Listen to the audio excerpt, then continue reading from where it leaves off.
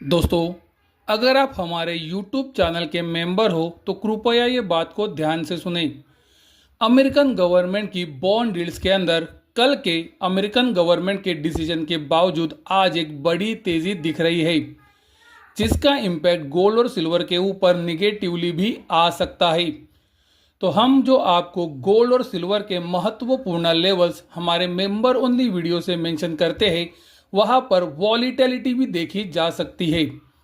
तो अगर आप ट्रेडिंग या इन्वेस्टमेंट करते हो तो कृपया प्रॉपर रिस्क मैनेजमेंट और स्टॉप लॉस से करो, क्योंकि मैं आपको कोई भी ट्रेडिंग या इन्वेस्टमेंट की सलाह नहीं देता हूँ।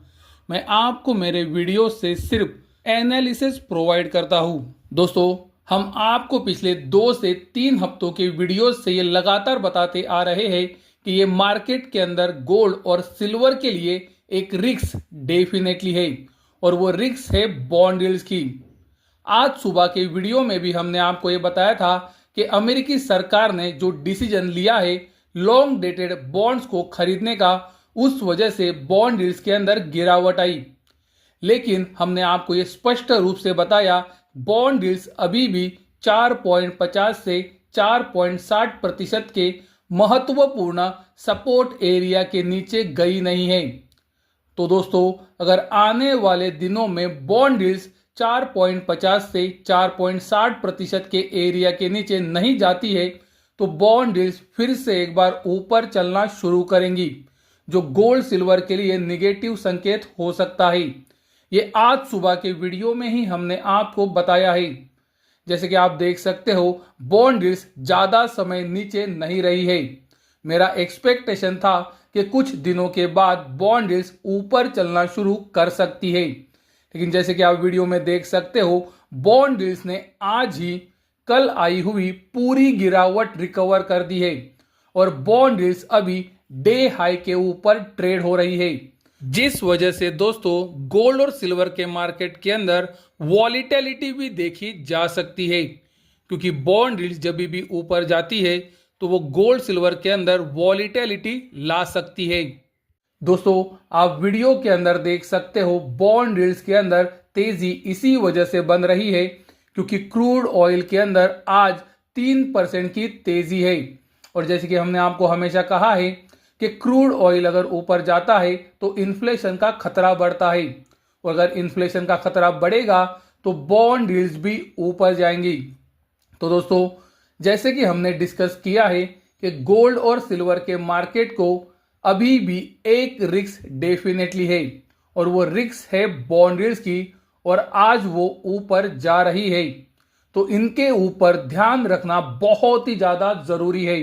गोल्ड के लिए दोस्तों, हमने आपको आज सुबह के वीडियो में यह स्पष्ट रूप से बताया है कि गोल्ड और सिल्वर का मार्केट मंदी में क्यों गया था। इसके हमने आपको 2 कारण बताए थे।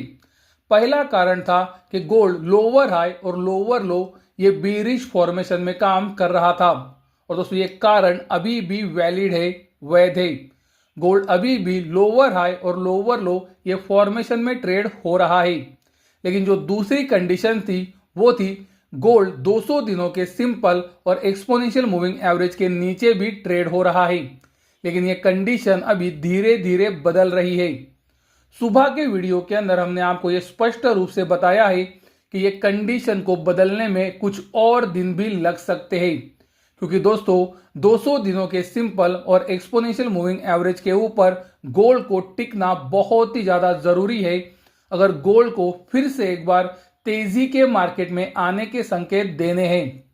तो दोस्तों, गोल्ड अभी भी 200 दिनों के सिंपल और एक्सपोनेंशियल मूविंग एवरेज के बीच में आया है।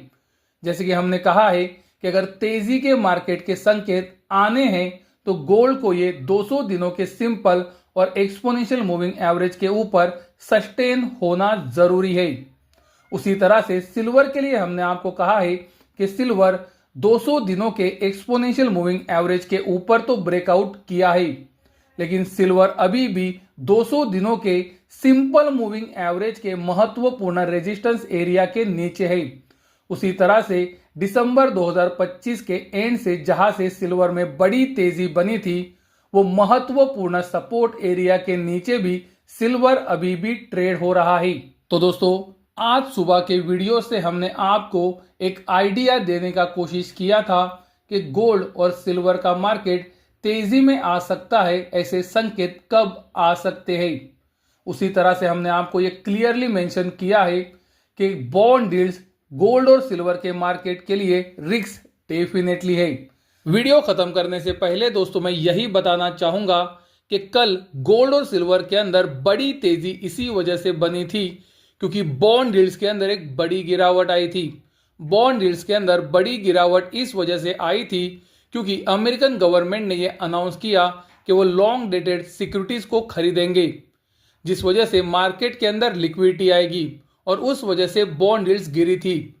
दोस्तों ये अमेरिकन गवर्नमेंट के डिसीजन के बावजूद भी आज बॉन्ड डील्स के अंदर एक बड़ी तेजी दिख रही है और कल की पूरी गिरावट बॉन्ड डील्स ने रिकवर की है। तो दोस्तों इसका गोल्ड सिल्वर के ऊपर एक असर जरूर आ सकता है। गोल्ड और सिल्वर के अंदर वॉलीटिलिटी बढ़ सकती है, ये रिस्क को हमें ध्यान में रखना चाहिए क्योंकि दोस्तों आप देख सकते हो बॉन्ड डील्स आज ऊपर ट्रेड हो रही है और कल की पूरी गिरावट वो रिकवर कर चुकी है।